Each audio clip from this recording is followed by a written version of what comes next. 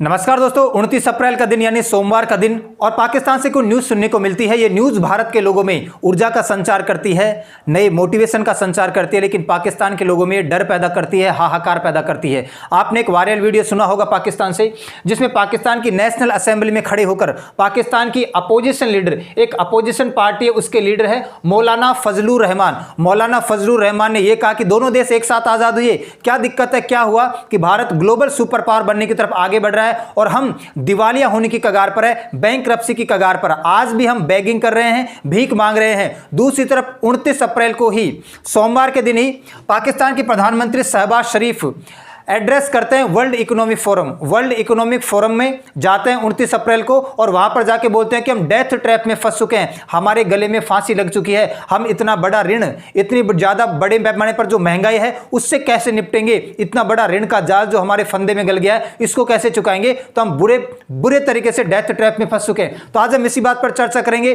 कि इस वीडियो की सच्चाई क्या है, क्या कहा है इन्होंने डिटेल में ये समझेंगे। पाकिस्तान की हालत ऐसी क्यों हो गई है, इसके लिए कौन जिम्मेदार है, इसको भी डिटेल में समझेंगे। दोनों देश एक साथ आजाद हुए थे, एक कहां पहुंच गया, एक कहां रह गया, दोनों का थोड़ा हम कंपेयर भी देखेंगे। कंपेयर करके देखेंगे कि भारत सरकार ने जो टारगेट लिया है, हम लोगों ने टारगेट लिया है, वो भी हम अचीव कर पाएंगे या नहीं कर पाएंगे, सारा डिटेल में समझेंगे। आपको पता है कि पाकिस्तान बहुत दिनों से डेथ ट्रैप में फंसा हुआ है, चाइना के ऋण के जाल के अंदर फंसा हुआ है। सबसे पहले आपको यह समझना पड़ेगा कि पहले पाकिस्तान के प्रधानमंत्री नवाज शरीफ हुआ करते थे। नवाज शरीफ के बाद इमरान खान बन गए और इमरान खान को फिर नवाज शरीफ के छोटे भाई शहबाज शरीफ ने नो कॉन्फिडेंस मोशन, अविश्वास प्रस्ताव के माध्यम से इमरान खान प्रधानमंत्री के पद से हटा दिया गया और नवाज शरीफ के छोटे भाई शहबाज शरीफ प्रधानमंत्री बन गए। इमरान खान इस वक्त जेल में है और 2 साल की जद्दोजहद के बाद पाकिस्तान में नेशनल असेंबली के चुनाव होते हैं। जैसे अपने यहां पर लोकसभा के चुनाव हो रहे हैं ना, वैसे वहां पर नेशनल असेंबली। देखो, हमारे यहां पर संसद के 2 सदन है, पार्लियामेंट के 2 सदन है, लोअर हाउस को हम कहते हैं लोकसभा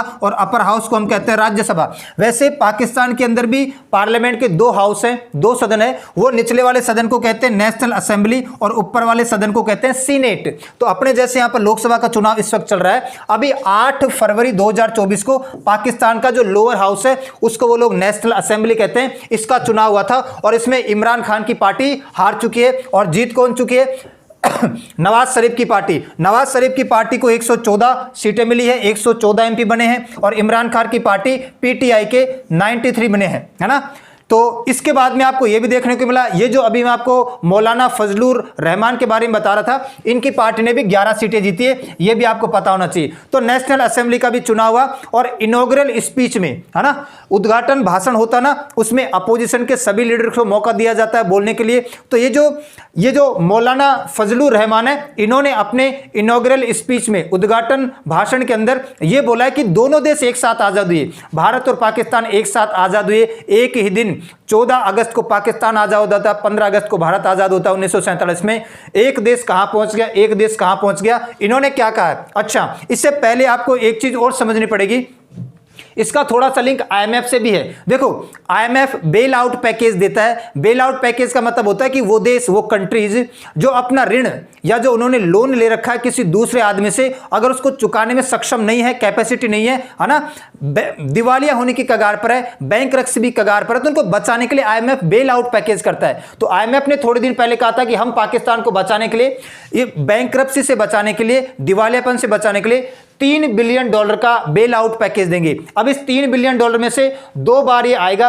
एक तो $1.9 बिलियन का ये पाकिस्तान को मिल चुका है, एक बार तो जुलाई 2023 में 1.2 बिलियन का मिल चुका है और अभी जनवरी 2024 में $700 मिलियन का मिल चुका है। तो $1.9 बिलियन का तो बेल आउट पैकेज आईएमएफ ने पाकिस्तान को दे दिया है। 3 बिलियन में से बचा हुआ जो $1.1 बिलियन है, ये $1.1 बिलियन 29 अप्रैल को 2024 को, ये भी सोमवार की घटना है, 29 अप्रैल 2024 को सोमवार को आईएमएफ ने यह कहा कि $3 बिलियन में से जो बचा हुआ बेल आउट पैकेज है $1.1 बिलियन, ये भी आपको जल्द ही मिल जाएगा। उसी दिन की बात है और उसी दिन फिर पाकिस्तान के जो अपोजिशन लीडर, अपोजिशन पार्टी के लीडर है मौलाना फजलुर रहमान, उन्होंने ये बात कही है कि दोनों देश एक साथ आजाद हुए थे और उसके बाद में India is dreaming of becoming a super power while we are begging to avoid bankruptcy.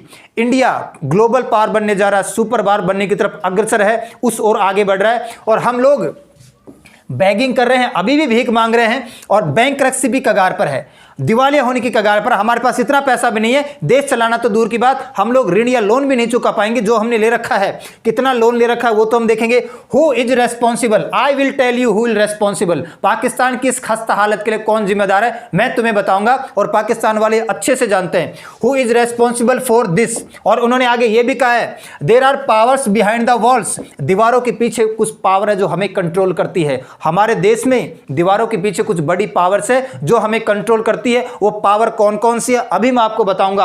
And they make decisions while we are just puppet, वही पावर्स, वही बड़ी ताकतें हमारे सारे के सारे डिसीजन या निर्णय लेती है। हम लोग तो केवल उसके पपेट हैं, हम तो केवल उनके हाथ की कठपुतली हैं।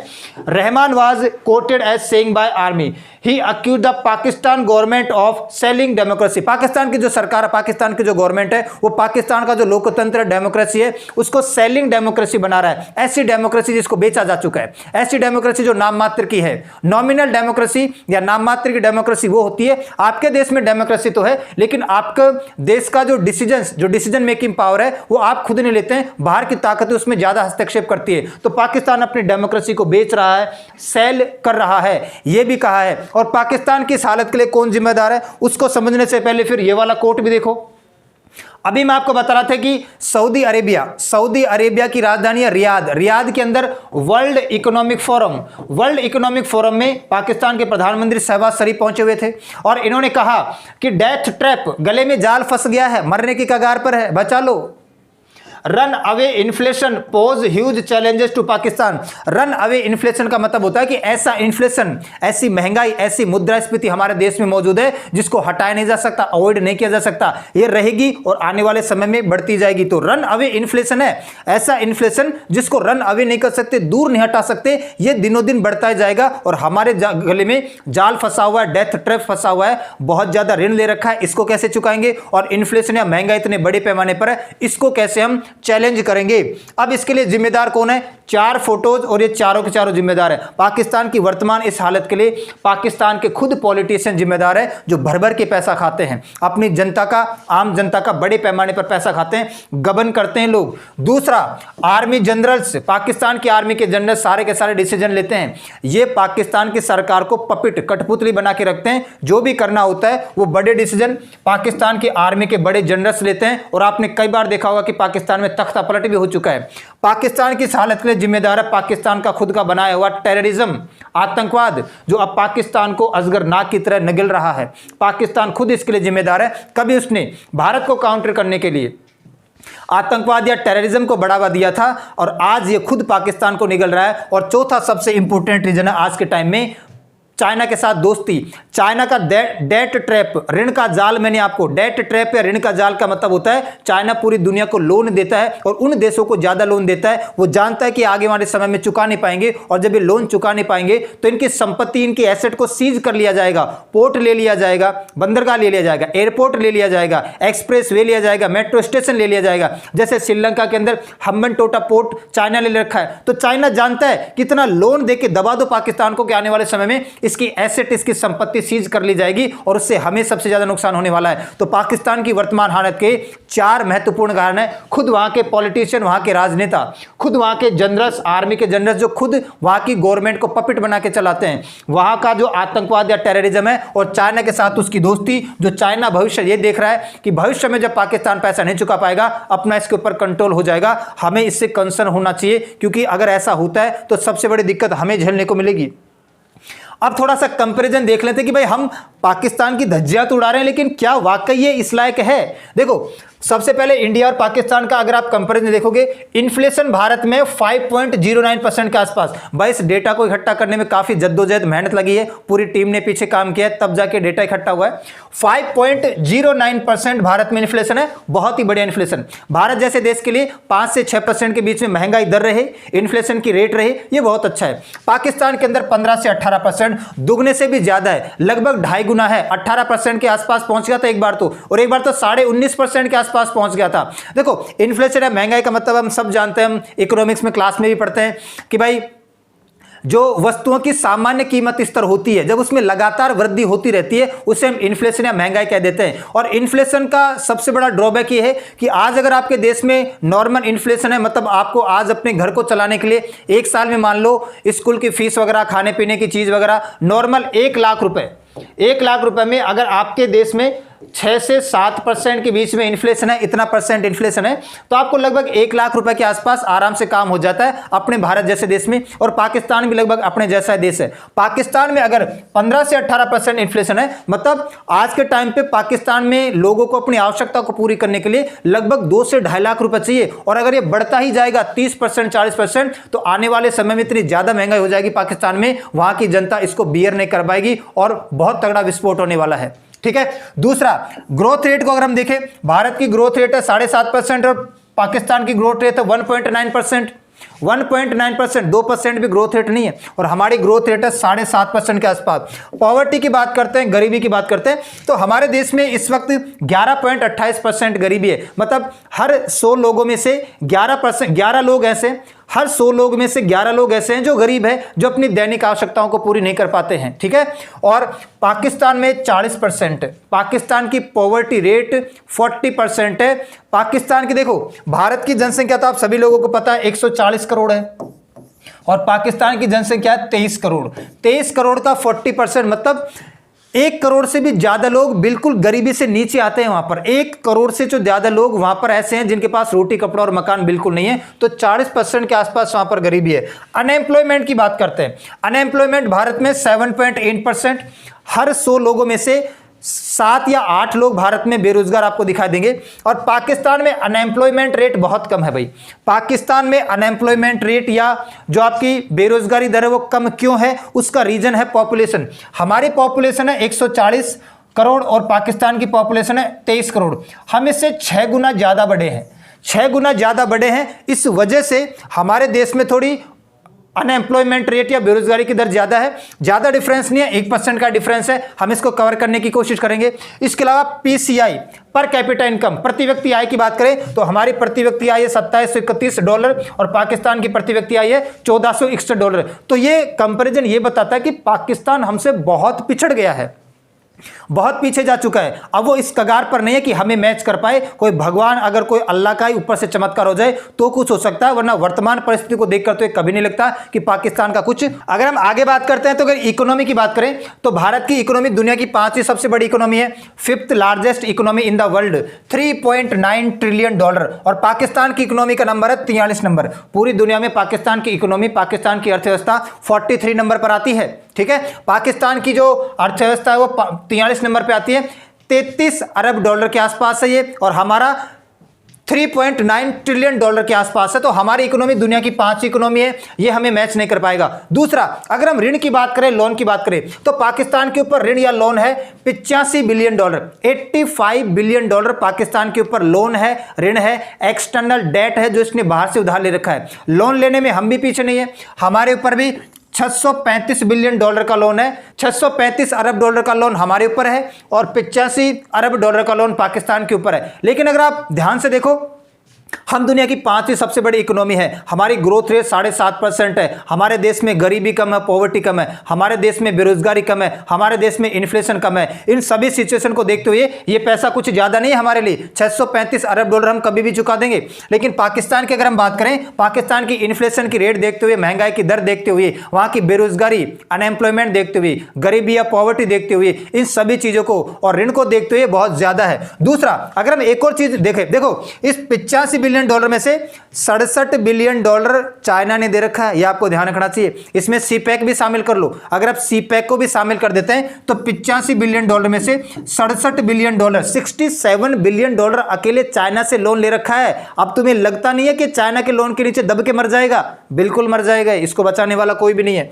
दूसरा, आपने फॉरेन एक्सचेंज रिजर्व का नाम सुना होगा, विदेशी मुद्रा भंडार का नाम। विदेशी मुद्रा भंडार या फॉरेन एक्सचेंज रिजर्व हम इकोनॉमिक्स में पढ़ते हैं। इसका मतलब होता है किसी भी भी देश के पास एक रिजर्व होता है, एक भंडार होता है जिसमें गोल्ड होता है, सोना होता है ना, विदेशी मुद्राएं होती है बड़े पैमाने पर, आईएमएफ के बड़े बड़े बॉन्ड या ट्रेंचेज होते हैं। तो हमारे देश का जो विदेशी मुद्रा भंडार है वो $640 बिलियन है। हमने $635 बिलियन लोन ले रखा है और हमारा विदेशी मुद्रा भंडार है $640 बिलियन, बराबर है लगभग, चुका देंगे, कोई दिक्कत नहीं है। लेकिन पाकिस्तान का विदेशी मुद्रा भंडार है $13 बिलियन।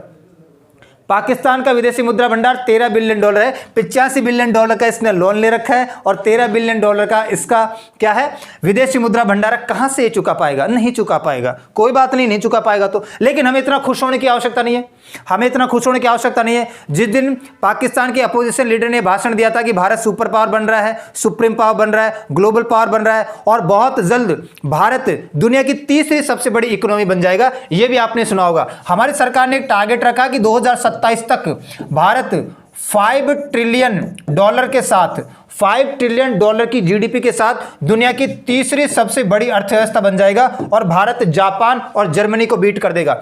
जर्मनी और जापान को बीट करके भारत 2027 तक, यह हमारी गवर्नमेंट का विजन है, लक्ष्य है, टारगेट है, 2027 तक $5 ट्रिलियन की इकोनॉमी के साथ हम दुनिया की तीसरी सबसे बड़ी इकोनॉमी बन जाएंगे। ये जीडीपी बता रहा हूं मैं आपको, अभी तो अपनी $3.9 ट्रिलियन के आसपास है, $5 ट्रिलियन के आसपास हमारी जीडीपी हो जाएगी, हम दुनिया की तीसरी सबसे बड़ी इकोनॉमी बन जाएंगे। और इसी टाइम पे हमारी निर्मला सीतारमण ने एक भाषण भी दिया है। उन्होंने ये कहा कि hard work needed for India to be third largest economy. अभी 2 दिन पहले का भाषण है कि हमें हार्डवर्क करना होगा, मेहनत करना होगा। अगर हमें कोई झाड़ के पेड़ पे चढ़ा रहा, हमारी कोई बढ़ाई कर दिया, इसका मतलब ये नहीं कि हम रुक जाएंगे, ग्रोथ कम होगी। हमें लगातार मेहनत करनी है, प्रयास करना है। जैसे मान लो कि एक बच्चे के टेस्ट में अच्छे नंबर आ गए और अच्छे नंबर आने के बाद घर वालों ने बढ़ाई कर दी, टीचर ने बढ़ाई कर दी, तो फिर वो गया काम से, फिर वो रुक जाता है, मोटिवेशन गिर जाता है उसका, वो फिर हवा में बहने लगता है। हमें हवा में नहीं बहना है, हमें इस बात को ध्यान रखना है कि हमें अपना टारगेट अचीव करना है। पाकिस्तान वाले चाहे कुछ ही बोलते रहे। और ऐसा है कि इंडिया आउटलुक ने एक रिपोर्ट जारी की है। उसने इसमें यह कहा कि भाई 2027 तक मुश्किल से कर पाएंगे, हम 2031 तक $5 ट्रिलियन की जीडीपी तैयार कर देंगे और दुनिया की तीसरी सबसे बड़ी इकोनॉमी जरूर बन जाएगी। तो हो सकता है 2027 तक हम अचीव ना कर पाए, तो 2031 तक हम अचीव कर लेंगे। और हमारे प्रधानमंत्री नरेंद्र मोदी का एक विजन भी है कि 2047 तक, 1947 में देश आजाद हुआ था, है ना, 2047 में 100 साल बाद हम विकासशील देश से विकसित देश बन जाएं, हम डेवलपिंग नेशन से डेवलप्ड नेशन बन जाएं। यह भी हमारे प्रधानमंत्री नरेंद्र मोदी का विजन है। तो ये न्यूज़ थोड़ी पाकिस्तान से थी, ये आपको पता होनी चाहिए। और देखो इन्फ्लेशन या महंगाई इतनी बड़ी दिक्कत है पाकिस्तान में, तो आपको ये तो समझ में आना चाहिए, यहाँ पर बेरोजगारी बढ़ेगी, अनएम्प्लॉयमेंट बढ़ेगा, यहाँ पर गरीबी बढ़ेगी,